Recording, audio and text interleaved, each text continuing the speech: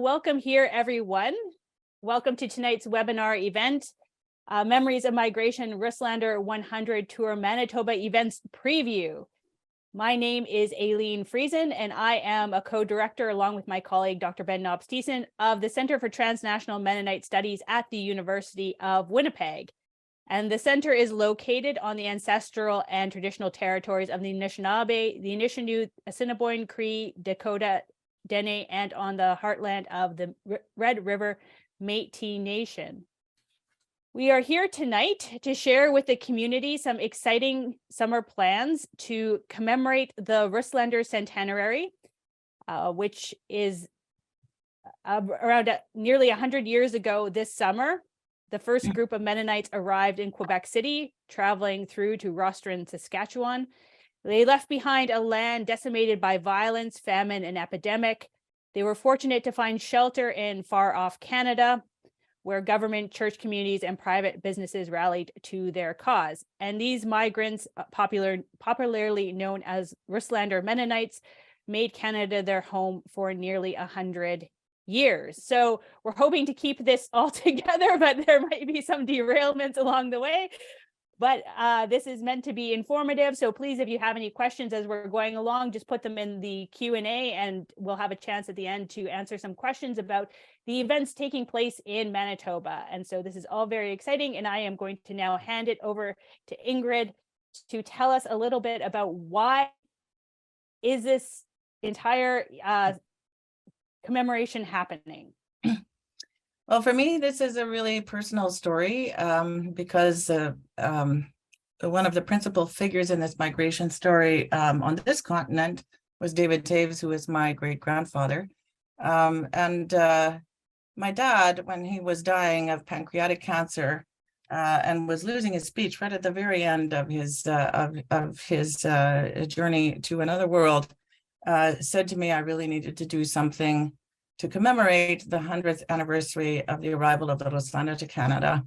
And I had to promise. It was the last thing he said to me. So I spent about a year mulling it over, like what could we do? And then the idea came for a reenactment of the train journey across the country. And like him, I'm finding that train journeys across the country are very expensive propositions. It's one of the sad things about this trip. The only sad thing, I think, is that it's just it's quite a costly venture. But there are going to be some fascinating things lined up, and what we're hoping is that if you're not on the train, we still have seats left, so you could be on the train.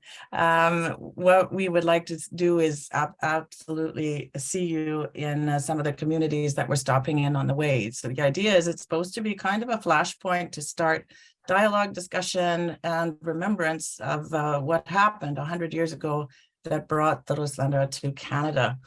At the beginning, I really didn't know, what to do or how this was going to take. So I invited a few people I knew who had memories of this experience. Some of them are now sadly dead.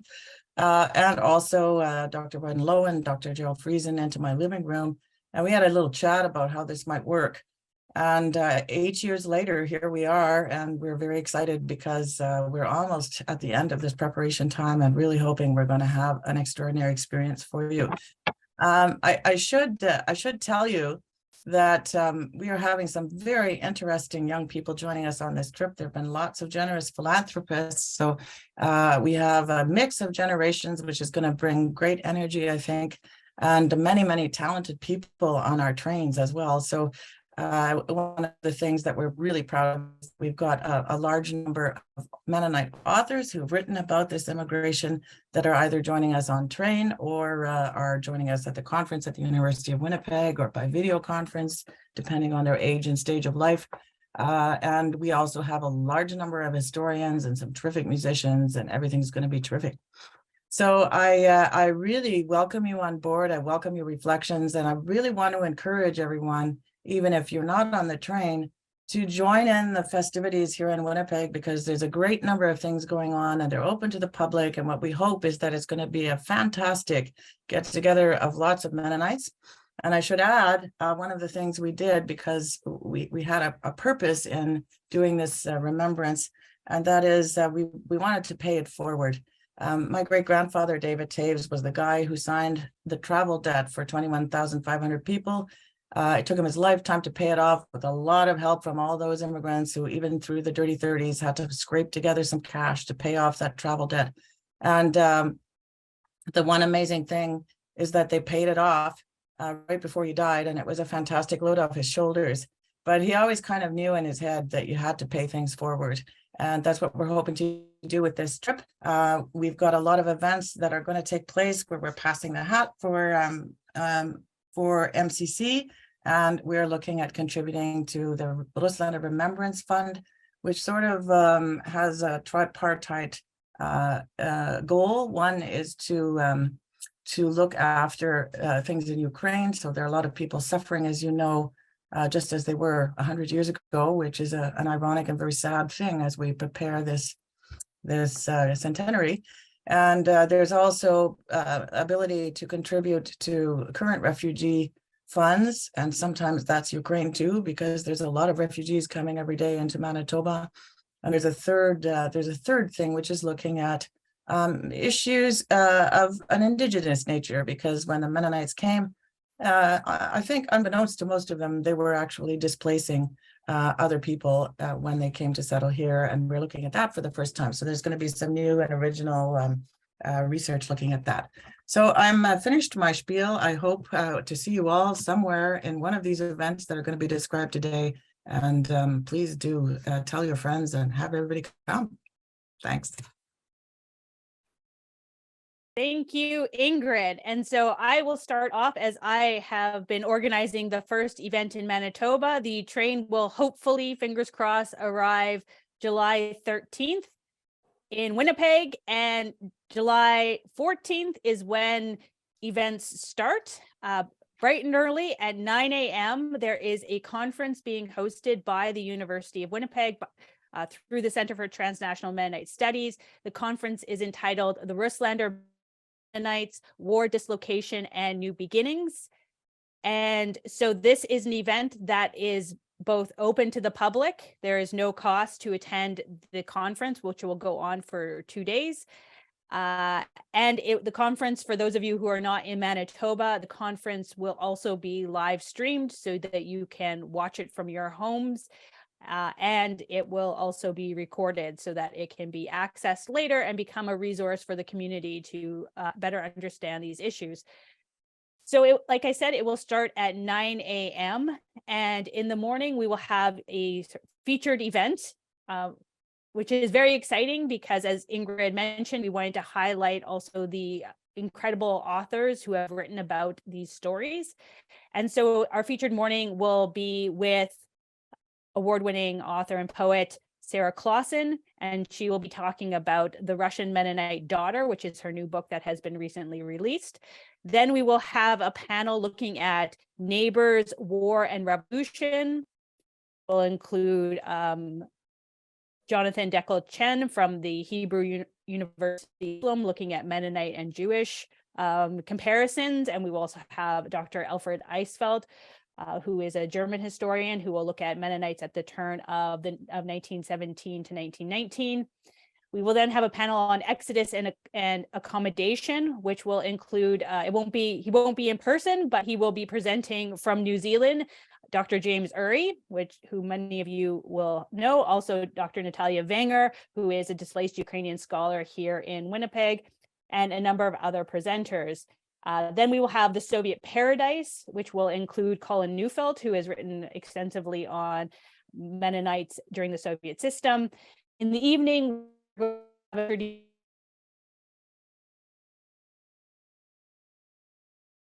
which I'm sure many of you have read. July 15th, we will start once again bright and early at 9 a.m. looking at immigration, deportation, and encounters. So looking at the issue of deportation from Canada back to the Soviet Union. We will also look at the Mexican story, the Mennonites who migrated to Mexico instead of Canada. Then there will be a panel on an immigrant culture. which will include a number of different presentations on the different ways in which Russlaender developed their culture here in Canada, and then a panel on education and identity. And finally, we will have a featured afternoon event on that Saturday, which will be a conversation with the author David Bergen, who will be talking about his new book that has not been released yet, but will be published in the fall, Away from the Dead, which also deals with issues of the Russlaender. And so that will end our conference around 5 o'clock, and that gives plenty of time to prepare everyone for the next event, which is going to be a Zanger Fest. And Ingrid, I don't know if you want to take over the Zanger Fest introduction. So now I'll hand it back to Ingrid. Oh, you're mute. Poor Henry Engbrecht is crushed because he's having computer difficulties. So I'll just take over for him. I won't do nearly as good a job. Henry's been really hard at work on this for some time, and this is going to be a wonderful experience on Saturday night at the concert hall in Winnipeg. We have some very generous sponsors in our midst in Southern Manitoba who have made sure that our concert hall and expenses are covered already. And so this is one of those events where we're going to be passing the hat for the MCC for good causes that I've outlined earlier. And we're just going to sit back and enjoy as we have both, well, actually not both. We have 3 choirs, a treble choir and a youth choir, and mass choir under the baton of Henry Engbrecht. For the kids, we've got Millie Hildebrand directing, and Crystal Peters and Vic Pancratz will be conducting the youth choir. You may have noticed, if you've checked the Russlaender 100 site under events, there's a place to sign up if you want to sing. We've extended the deadline for singers, interested singers, until March 15th. So if you're interested in joining this mighty choir, which is already numbering over 200 people, we would love to have you. We got room for more. And if you're a tenor, you have to sign up, no choices, because we're always short of tenors. It's a perennial problem with choirs. You may know that our host, Eric Friesen, who has often been heard on the radio, he will be coming in to be the MC. And also former Winnipegger Leonard Entz has done a commissioned work on Non Dankat Alagot that all 3 choirs will join together to sing at the end of this wonderful event. We're putting together a wonderful program for you. There's going to be medleys of very well-known hymns and all sorts of things. So there's lots of audience participation. And we really hope to see as many people as humanly possible. We have an awful lot of talented musicians involved in the organizing of this very important event. And it too is something that was a tradition that dated way, way back to the first comings of the Russlaender, because singing kind of got them through. It was cheap menotherapy for the trauma of the way. And I think many of us have taken that as a way to deal with our problems as we get older. So hopefully you'll join us. Fun. And from there, so that's Saturday evening, and then Sunday morning, we're inviting folks out to Mennonite Heritage Village in Steinbach. It's going to be bright and early, but not too early. We're going to start off with a commemorative church service. This will be a worship service to, it will be a real church service, but the purpose is to remember this history and to look forward. And so we're going to be hosting the trained guests, but also members of the community for that event. After the church service, we'll invite people to look at our grounds. And so I should be sharing my screen here. Look at our grounds, take a look. You can see the grounds behind me there. We do have the outside venue for us, but we also have a really special exhibit happening inside the Gerhard Entz Gallery. This is something that we did the first time in 2019. It won an award of excellence from the Association of Manitoba Museums. So we thought we would do the Russlaender exhibit 2.0. And so that's what we'll be hosting this summer at the museum. You can see the title image for the exhibit from 2019 behind me. And again, I know Ingrid commented, the song Nun Danket alle Gott has played a big role in thinking about this history. And we have lyrics from that song translated into English as part of this really moving image from Mennonite Library and Archives in Kansas for our intro to the exhibit. The exhibit goes through a lot of our collection. We have thousands of artifacts that were brought over in the Russlaender, so we put as many artifacts out there as we can. So you'll see all kinds of items that originated in Russia that were brought over. And so we go through the themes: flight, why did Mennonites leave the Soviet Union in the 1920s, and what things were like when they came. So flight and arrival. We also go through the period before they had to leave. So we start with that, the golden age, the so-called golden age. What did that look like for Mennonites? And what did it look and feel like when that all came kind of crashing down? So we look at the things they packed up to take with them to Canada. We have a lot of archival photos in there as well, thanks to all the archives who partner with us on our exhibits. So a lot of artifacts, as many as we can fit into the gallery. Some phenomenal things that people have brought along. How they managed to do these things, I'm not sure, but we're excited to put them on display for folks. And then we have artifacts from life in Canada. What did the beginning look like? What did they do for jobs? What happened in the dirty 30s? So we have a lot of artifacts that tell some really neat stories. Those are dental tools behind in there, so you can use your imagination on that one. Some beautiful artifacts that describe what this start over in Canada was like. Also, one of the neat histories that we can go into with the Russlaender theme is this idea of Mennonites moving to cities. And so we have a section of the exhibit that talks about, what happened in North Kildonan and Winnipeg at the time. So it's kind of special to be able to tell a bit of an urban Mennonite story as well, because often we do think up until the 1920s of Mennonites on the countryside. So the exhibit also looks at how we remember this history and how do we reflect back on it? What are the stories families tell each other from one generation to the next? And what are we to make of all of that information? In looking at what this means to us, we also partnered in 2019, and we hope to do so again this year, with newcomers that have come more recently to Steinbach to say, this is not just, yes, there are aspects of this that are unique to this Mennonite group, but this is a story that happens in all kinds of different ways for lots of different people still today. And why is this history still relevant 100 years later? And as Ingrid pointed out, it's even more relevant almost today because of what we see happening in the exact same location that Mennonites came from 100 years ago. This was one panel we had in 2019 detailing the story of a refugee from Syria who contributed his story and photos of his journey on a human smuggling ship into Italy, leaving Syria. So we look at how we remember our history as Mennonites, but also the broader context of that as well. The last thing that people will find on our grounds, we have a lot of buildings. If you've been to the museum, most of them deal with the 1870s, but we have one very special building at the museum. The Lichtenau Church was built in 1928, was finished in 1930. It was the first church built by Russlaender Mennonites in Manitoba. So here you can see a photo of it in its original location in St. Elizabeth, Manitoba. It shut down in 1989 and was moved to the museum in 1994. And so there's a shot of the interior there.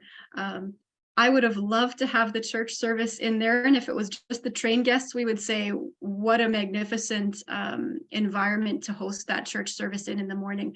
But we're hoping that the community shows up in bigger numbers than the church is able to accommodate. So the church service itself will be in the summer pavilion, but this building will be open with interpreters to help explain part of that architectural history of the Russlaender as well. And so with that, I will hand it over to Henry Schroeder. Good evening.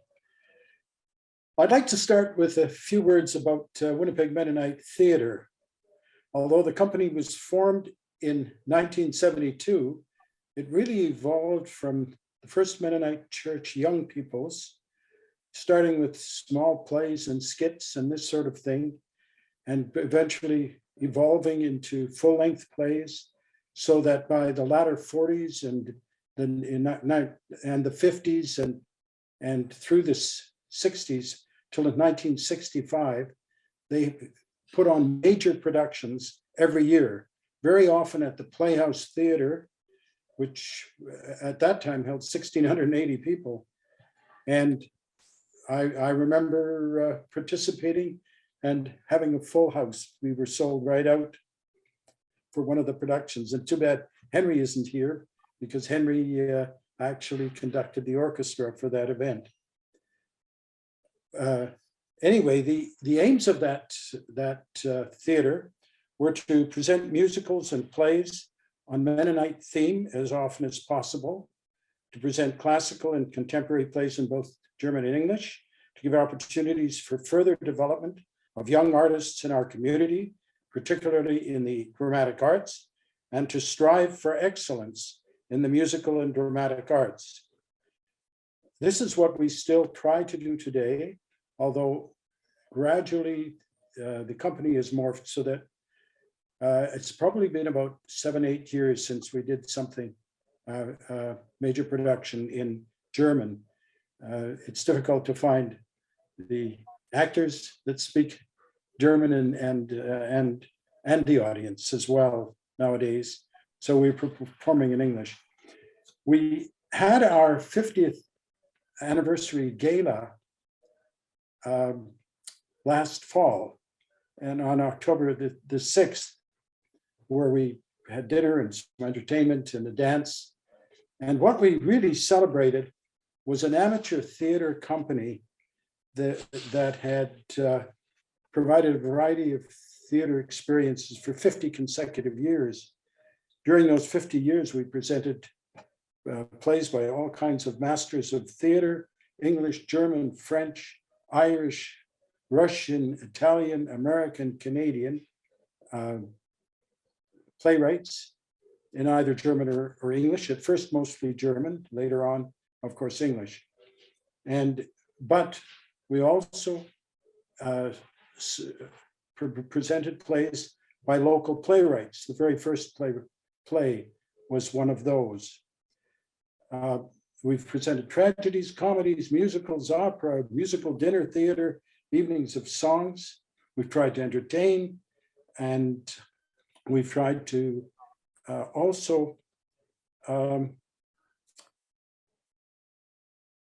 go beyond just entertainment as well. We're actually, I think, the last scheduled event in Manitoba. We will be going on. I just confirmed it today. We are going to be able to present the plays in the auditorium at the Mennonite Heritage Village. Luckily, somebody canceled out, and we were able to move in for a while. It didn't look as if we'd be able to present it there, but I guess the wedding that was scheduled is not going to happen. So we're here now. We're now in. What we'll be presenting is, and this was done as part of our 50th anniversary celebrations. We had a playwriting competition. It's not the first one. We've had a number of them, but one-act plays on a Mennonite theme with a preference given to those dealing with the immigrant experience. And what we will be presenting is the first prize winner, Whatever You May Be, which was written by Monica Reese, and Refugees 1948, written by Sarah and Waldy Enns. They'll be directing their own plays, and I think the two plays together will make for a very nice late afternoon. The plan, I think, is to have the tours of the Heritage Village done by about 3 o'clock, and we'll be going on right after that at the auditorium. So we invite people, and we'll be inviting the people of Steinbach to come as well, and until we fill that place and have a fantastic production for you. That's the goal, and I'm sure we'll do well. So everyone, you're welcome to join the tour group. They'll have special seats, of course, but there should be room for many more. And I think I'm not going to tell you about the plays. you'll have to come to see them yourself. All right. By the way, Monica has all kinds of relatives in Steinbach, and if one of them doesn't come, I know she'll be disappointed. And Waldy taught at the collegiate there. Actually, Monica's husband, Louis Reese, was the principal of Steinbach Regional High School at one point. So they've got connections there. So they're all excited to be presenting these plays in Steinbach. And that's it for me. Who's next? I think that's me. Hi, my name is Conrad Stoesz. I'm the archivist at the Mennonite Heritage Archives, and I'm happy to be here with you and talk to you a little bit about the resources we have here at the archives dealing with the Russlaender story. The archives is actually 90 years old this year. It was 1933 that the Conference of Mennonites in Canada, the delegates voted to start an archive. So for 90 years, we've been collecting, preserving, and help tell the Mennonite story. In 1978, the Mennonite Heritage Center was built, a purpose-built archival center.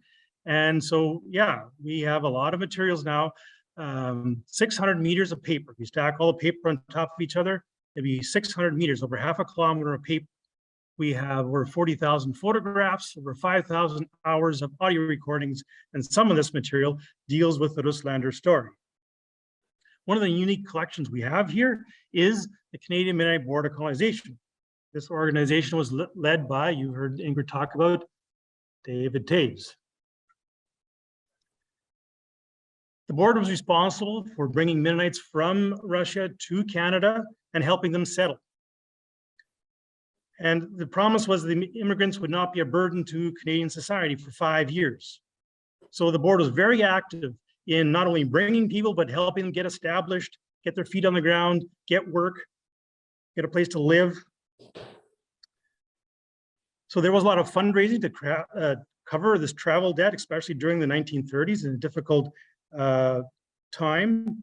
There was a lot of coordinating, letters going back and forth, and a whole lot of prayers. For this one collection, this Canadian Mennonite Board of Colonization, we stacked all the paper that was saved. Not that was all created, but all that was saved, stack it up together, it'd be 22 meters of paper. That's a lot from one organization. And one of the special things about this organization is the correspondence. We have our materials in boxes like this. And so this organization, the Colonization Board, not only created correspondence, but kept correspondence. So you have two-way correspondence in this collection. You have correspondence from Thomas Sawatsky, and then you have this yellow paper.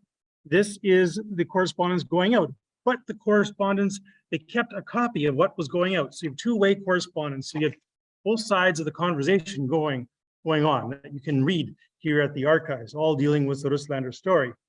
And most of this communication was by letter, not by phone, not by telegram, but by letter. So there's a record. The board created these cards. This is a card for B.B. Jams. And it lists who the people were that were coming to Canada, when they were born, where they were born. And on the other side was their travel itinerary, what ships they were on, when they left certain ports, that type of thing. You also notice here on the side, these marginalia notes. They're keeping track of who the children are marrying. They keep track of where they're living because they want to collect this travel debt. Now, it was not only David Taves doing this work. I mean, he was a central figure for sure, but he had a lot of help. So, for example, Katie Hoagie, she was the woman typing a lot of David Taves' correspondence. She was the one doing the filing. These cards have a code on the bottom. This code refers to travel or the travel debt ledgers. So there's a series of over a dozen ledgers like this that document the travel debt and repayment of it. And some of these families, it took them until 1946 to pay it off, over 20 years. So all these ledgers were created to track this travel debt. And that's thanks to the business administrator, Daniel Piens. And here in the back, you can see, looks like some of these are those original ledgers we now have.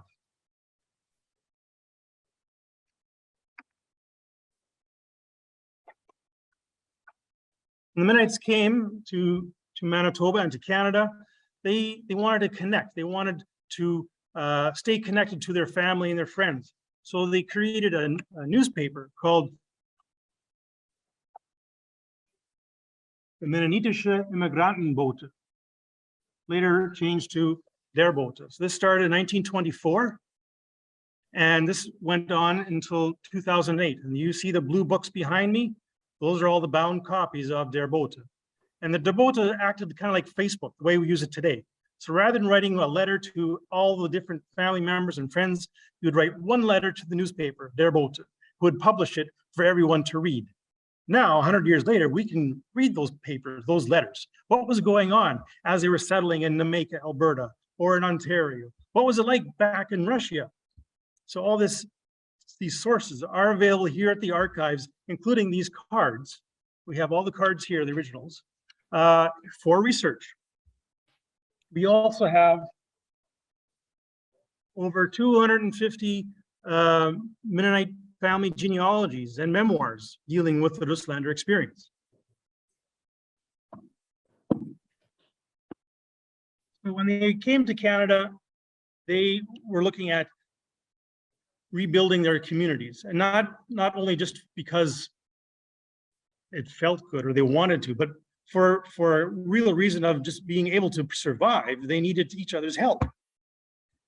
And so they created new churches, new communities. So what I have here is a case that was used by Bishop Cornelius Warkentine of Herschel, Saskatchewan.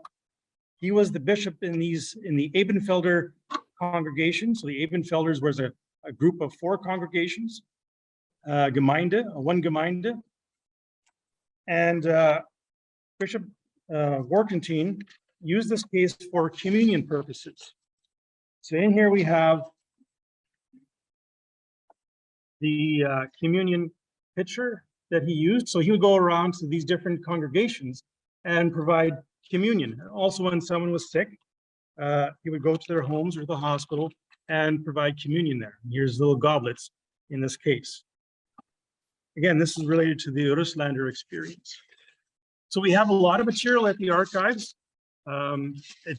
Research always takes longer than you expect. So if you're wanting to do research, come on down. We're happy to have you doing research, but know that it can take a while. That's part of the fun. Okay, I think that's it for me. I think I turn it back to Aileen. And I am going to turn it over to Henry Engbrecht. So Ingrid did a fantastic job at introducing the Zanger Fest, but Henry is going to do an even better job of doing that. So let's hear from Henry about the Zanger Fest. Well, you might call it embellishment because I heard the report. I just couldn't get through. It's been the most painful sausage making that I can think of, trying to wangle my way through this community. It was always so simple. Conrad, you could keep right on talking. I just find it fascinating what you have to say. I'm just going to fill in a few little things. Our choir, the adult choir, stands now at 226, and the youth choir at 21, which is reasonable because so many of the youth don't know yet what they're going to be doing in July, and some are on the cusp. So that looks pretty good. With the children, it's slower because parents and children haven't planned their summers yet. And so we're still hoping that that's going to fly. There are only a few, maybe under 10 names so far, but I think it'll go. Music packets are going to be mailed out soon, and rehearsals start on April 12th. They're spaced 3 weeks apart, so there is time then to look for more tenors between the first and second rehearsal. All the rest looks really good, but double the tenors would be nice. I think, yeah, and all the rehearsals will be in Winnipeg. I think it's all on the website. So encourage people to just go there and coach them through it. I did it for some singers. You know, where do I go? What do I do? So I gave them click here, go there, so that they found the place, and they did. Tickets is worth talking about now. There will be no tickets officially. It's vouchers with assigned seating. And I think that's important to note, because commonly vouchers were rush seating, and the concert hall just didn't like that kind of crowd behavior at all. And they've come up with assigned seating, which means that when the hall is when they're all gone, the hall is full, and nobody can line up outside except in an exceptional case, perhaps. But anyway, that crowd rush is out of the way, and it's going to be important, I think, for the train tour and your committee, MHS, to know clearly how many tickets, vouchers you're going to need. I'm sure that's being thought of, but just a reminder that we'll have to be ahead of the game on that, because I think it's going to be a complete sellout, that event. It's really getting around. Publicity is going well too. Posters are still coming, and announcements in churches have been made. But it's amazing that the younger set is hard at work on social media and all kinds of avenues there, so that it certainly is creating a buzz, and that's exciting to see. We're going to have a 20-page program, and we're excited to know that Jeremy Wiebe will be heading this up. And you Historical Society people know him, I think, right? Yeah, and so to have him write this up is wonderful, and it's going to be cohesive too. 3 important articles need to be in there. The migration, yes, it's only a capsule of a summary that should go in there, but we want that in there. And something from MHS should be in there. I think that's being talked about already. And the history of Sängerfest is going to be well discussed. There'll be plenty of photos, not only of today's performers, but we want to reach back and find the photos. I know they all exist, of the names that have been mentioned in previous articles by Peter Letkeman and Wesley Berg, of people who were leaders in this movement of the Sängerfest. And I think it would be really neat to see photos of these people, as well as George and Esther Wiebe and Ben and Esther Horch, and people of more recent participation.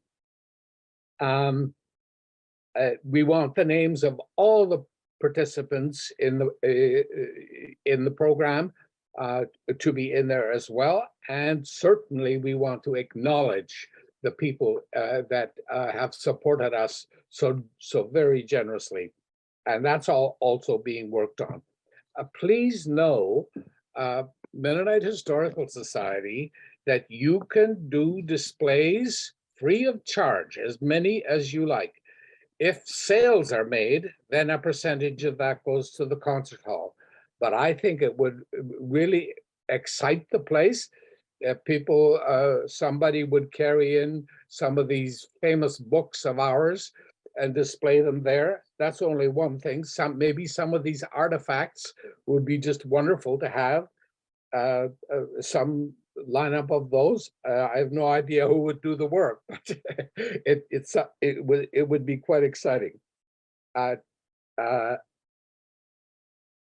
Terry Klassen has been asked to do the photographic history, that is to take pictures of informally and formally of the event. And video and audio recording is also being sought. And here we depend very largely on the efforts of Aileen this last month, putting that sheaf of an application together for a grant. But I think it'll go. I'm sure they've got this. They can't help but support it. And so you should have a lot of history piling up during this time.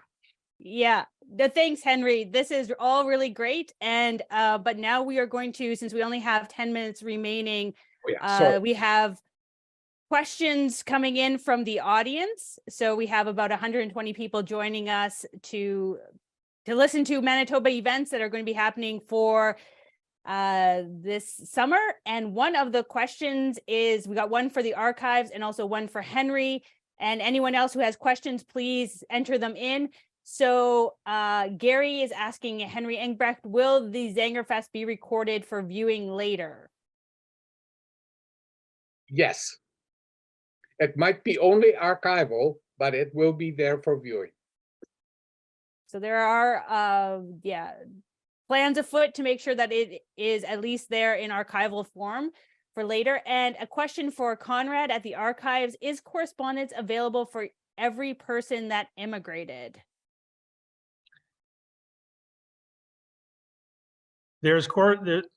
No. The correspondence is all arranged alphabetically, and so there's a 3 or 4 files of just correspondence for people with the last name B, for example. So you have to sort through there to see if your family is in there.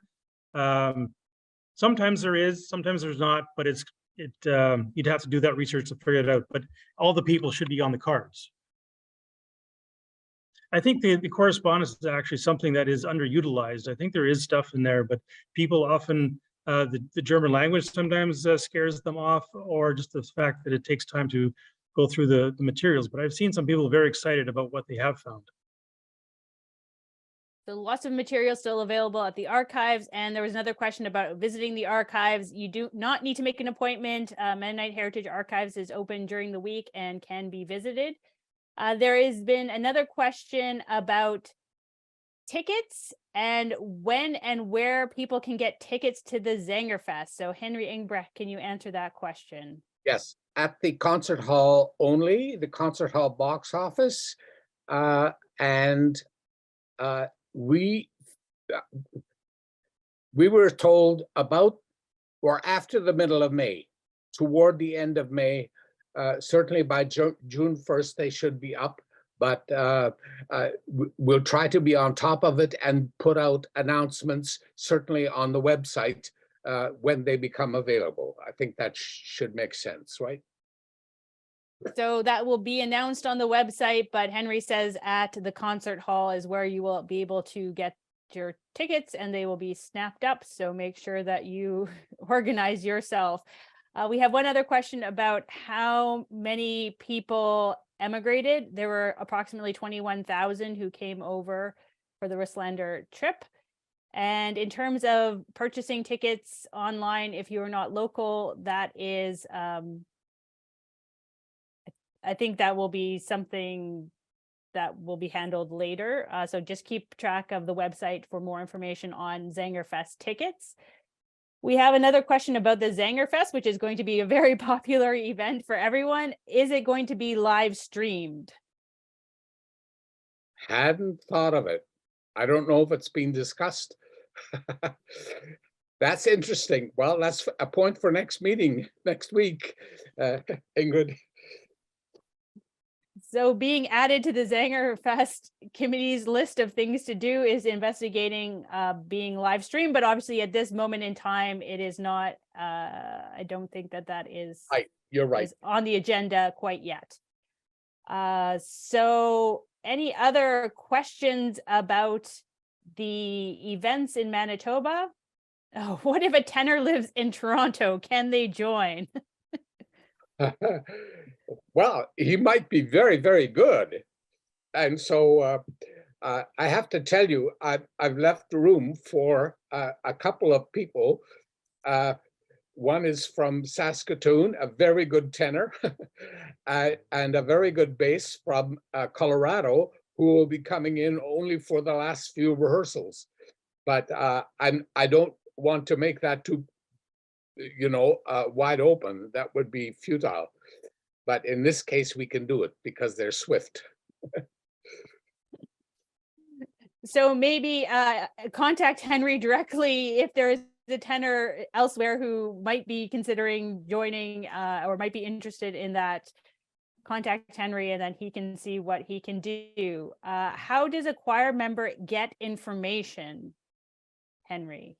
Go to the website. It's full. Everything is there.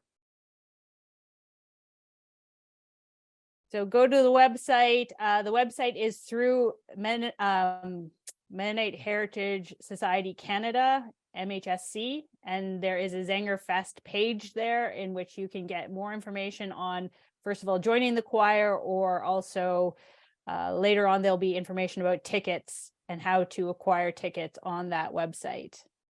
Yeah, instruct people to go to the menu at the top and to look under events. That's where Sängerfest is mentioned. So you heard it from Henry, menu at the top, and that's great, Dennis. Dennis sings tenor and bass, so we're already recruiting people for the choir through this event, which is, oh, and thank you, Andrea, for giving that link. And hopefully we'll put it into the broader one for everyone to be able to see. Any other questions about Manitoba events? So if I could ask a question of Andrea, I would ask, what excites you the most about this Russlaender exhibit? Is there something specific, either an artifact or a photo that really connected with you? Yeah, actually, there's a personal part of my family's story in the exhibit because we have artifacts related to my father's family came in the 1920s, so his parents and then also their parents as well. So there's a photograph in the exhibit, and I had it up on screen before, so I'll quickly reshare it. It's of my great-grandparents, and I came across it on the Mennonite Archival information database, and I said, hey, that looks a lot like Opa, but how is he that old in the 1920s? And turns out I got it wrong. It wasn't my grandpa, but it was my great-grandfather. So this is a photograph of them with their chickens in North Kildonan. So my great-grandparents moved here in the 1920s, and their sons then set up various businesses in the community. And so we have artifacts from 3 out of 4 of those businesses telling that story of Mennonites moving to communities like North Kildonan, where you look at that picture and it looks entirely different than today. The kind of life that they set up there is I think a really neat story, and one that we don't often get to tell at the museum because we are, there's a lot of agricultural stories which are wonderful, but for us city folks, it's really neat to be able to tell these stories as well. And sometimes it's a bit harder to get those artifacts to tell these stories with. So for me, that was a personal connection in the exhibit where I think this was from the Mennonite Heritage Archives, this image, as I was looking for photographs to showcase this kind of story.